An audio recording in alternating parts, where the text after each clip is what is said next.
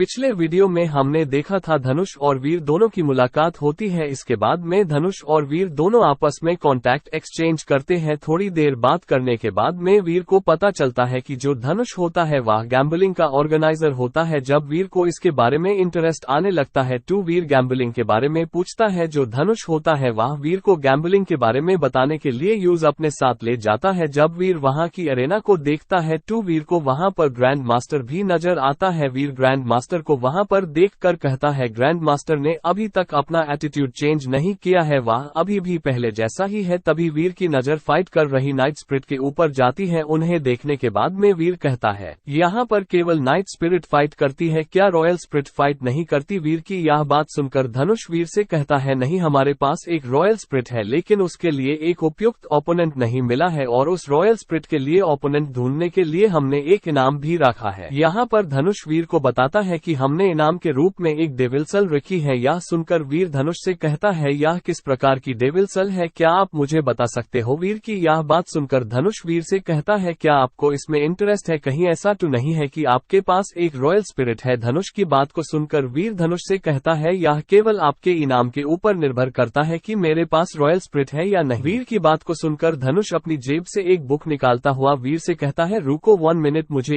इस बुक में ढूंढने दो और तुम्हें बताने दो। जैसे ही वीर इस डेविल सोल की इन्फॉर्मेशन को देखता है वीर मन ही मन में कहता है यह एक दुर्लभ डेविल सोल ही, साथ ही इस पर हिलना डुलना आसान रहेगा। इसके बाद धनुष वीर से कहता है भाई अब आप अपनी डेविल सोल को क्या आप दिखा सकते हो? इतने में ही वीर अपनी डेविल सोल को बुलाता है। जैसे ही वीर स्नो चार्मर को बुलाता है तो उसे देखकर जो धनुष होता है वह जोर से चिल्लाने लगता है। धनुष इतनी जोर से चिल्ला जाता है कि जो प्राइवेट रूम था उसमें बहुत जोर से आवाज आने लगती है। वीर उसे इस तरह से चिल्लाते हुए देखकर वीर धनुष से कहते हैं भाई इतना जोर से क्यों चिल्ला रहे हो तुम? यहाँ पर जो धनुष होता है वह वीर की बात पर ध्यान नहीं देते हैं बल्कि जो स्नो चार्मर होती है उसे ध्यान से देखता हुआ कहता है इसमें कोई आश्चर्य नहीं है कि भाई वीर के पास एक इतनी सुंदर महिला रॉयल स्पिरिट है। इतना कहने के बाद में जो धनुष होता है वह वीर से कहता है भाई वीर क्या आप इसे बिक्री के लिए स्वीकार करेंगे, क्या आप इसे बेचना चाहते हैं? इस तरीके से धनुष वीर से कहता है। इसके बाद में सीन शिफ्ट होता है और अब हम अखाड़े यानी कि जो ग्राउंड होता है उसमें देखते हैं जहाँ पर एक कमेंट्री करने वाला बंदा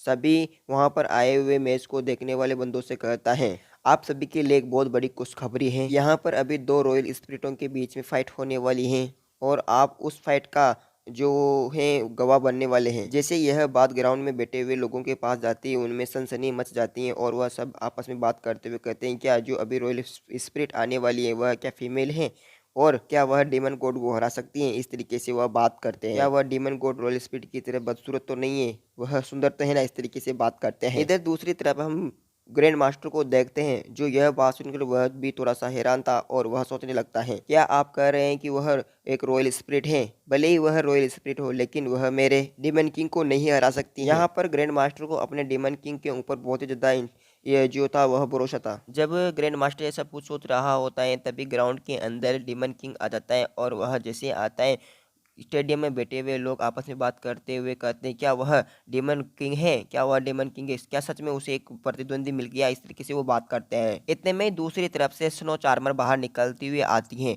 और उसे देखकर सभी लोग सोचने लगते हैं यार ये तो बहुत ही ज़्यादा सुंदर है और यह फीमेल रॉयल स्पिरिट है, ये बहुत प्यारी है और वह इससे तो कहीं ज़्यादा अच्छी है डीमन किंग से। तो इधर जो ग्रैंड मास्टर होता है वह भी स्नो चार्मर को देखकर अपने पैरों पर आ जाता है और वह कहता है यह तो एक फीमेल रॉयल स्पिरिट है यार। इधर जैसे स्नो चार्मर उधर ग्राउंड के अंदर पहुंचती हैं इतने में ही जो डीमन किंग होता है वह स्नो चार्मर के ऊपर अटैक कर देता है। पहले तो स्नो चार्मर खड़ी खड़ी उस डीमन किंग को अपने ऊपर अटैक करते हुए देखती है, फिर इसके बाद में वह अपनी अटैकिंग पोजीशन लेती है यानी जो डिफेंस होता है उसे अपनी पोजीशन लेती है। वीर भी वहीं अंदर बैठा हुआ इधर जो डीमन किंग और जो स्नो चार्मर होती हैं उसके बीच में जो फाइट चल रही थी उसे देख रहा होता है और वह सोचता है स्नो चार्मर मैंने तुम्हें अपनी सारी की सारी डेविल सोलें और सारी की सारी जो चीज़ें हैं तुम्हें दे सकता हूँ, मैंने तुम्हें दे दी है, अब तुम हार नहीं सकती हो। इस तरीके से वीर बैठा हुआ ये सब कुछ सोच रहा था। जब वीर ये सब कुछ सोच ही रहा था तो तभी जो स्नो चार्मर होती है वह गोल्डन शेर को बुला लेती है और स्नो चार्मर गोल्डन शेर के ऊपर बैठ जाती है। जैसे वहां पर गोल्डन शेर आता है तो वहां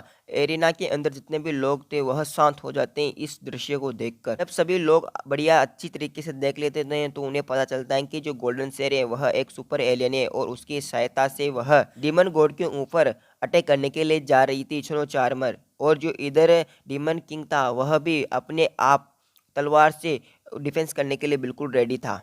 जैसे स्नो चार्मर अपनी भाले से उस डीमन किंग के ऊपर अटैक करती हैं तो उस पर बहुत ही तेज प्रहार करने के बावजूद उस पर कुछ भी नहीं होता है, लेकिन जो डीमन किंग होता है वह अपनी भारी भरकम तलवार से स्नो चार्मर के सिर पर अटैक करता है, लेकिन डिफेंस के कारण यहाँ पर स्नो चार्मर बच जाती है और डीमन किंग पीछे घिसता हुआ बहुत दूर तक चला जाता है। यहाँ पर डीमन किंग और जो स्नो चार्मर है उनकी फाइट को देखने के बाद में आपस में बात करते हुए लोग कहते हैं यहाँ पर रॉयल स्पिरिटों को कम नहीं आंका जा सकता है, वो बहुत ही पावरफुल होती हैं। इधर सीन शिफ्ट होते हैं, हम ग्रैंड मास्टर को देखते हैं जो कि वह फाइट देखते हुए धनुष को बुलाता है और वहां धनुष आने के बाद में ग्रैंड मास्टर के सामने झुकता हुआ कहता है, बॉस क्या आपने मुझे बुलाया था?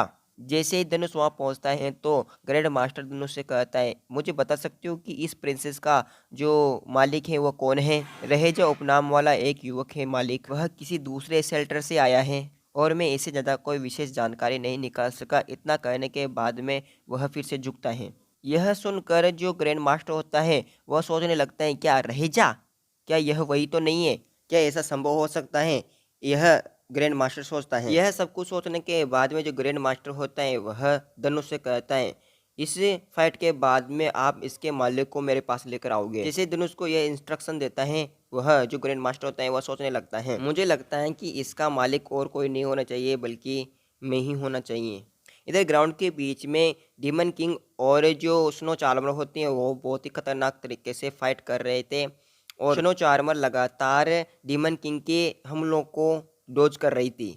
तभी हम डीमन किंग को देखते हैं जो कि हवा में उड़ गया था और वह अपनी असली ताकत अब दिखाने लगा है और वह बहुत ही ज़्यादा पावरफुल लग रहा था। यहाँ पर जब ग्रैंड मास्टर डीमन किंग को अपनी पूरी ताकत के साथ लड़ते हुए देखता है तो ग्रैंड मास्टर कहता है मनी मन में, यह रॉयल स्पिरिट वैसे तो बहुत ही ज़्यादा अच्छी है लेकिन आज इसकी किस्मत बहुत ही ज़्यादा बुरी है क्योंकि यह डीमन किंग के साथ फाइट कर रही है। जब ग्रैंड मास्टर यह सब कुछ सोच ही रहा था तो उसी वक्त जो गोल्डन शेर होता है वह डीमन किंग के पीछे चला जाता है। यहाँ पर इस फाइट को देख रहे लोग आपस में बात करते हुए कहते हैं, यह तो एक बहुत ही खतरनाक मोड आ गया है, डीमन किंग को एक साथ दो के साथ फाइट करनी होगी। यार ये तो बहुत ही ज्यादा बुरा हुआ यार, यह फाइट फेयर नहीं होने वाली क्योंकि यह जगह डीमन किंग की है ना यार। तभी उनमें से एक बंदा स्नो चार्मर को देखता हुआ कहता है, जरा स्नो चार्मर को देखना तो यार, वो कैसी नजर आ रही है? जैसे स्नो चार्मर अपनी फुल ताकत दिखाने लगती हैं तो वहां पर खड़े हुए लोग आपस में बात करते हुए कहते हैं, क्या यह स्नो चार्मर की फुल पोटेंशियल है? और इसके बाद में जो स्नो चार्मर होती है वह अपने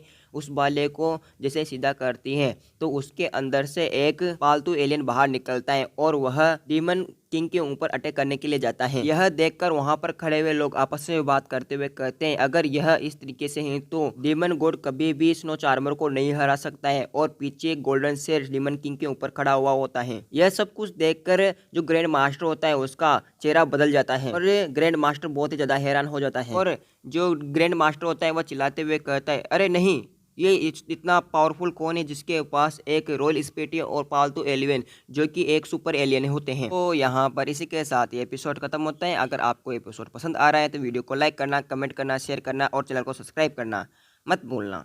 बाय बाय दोस्तों।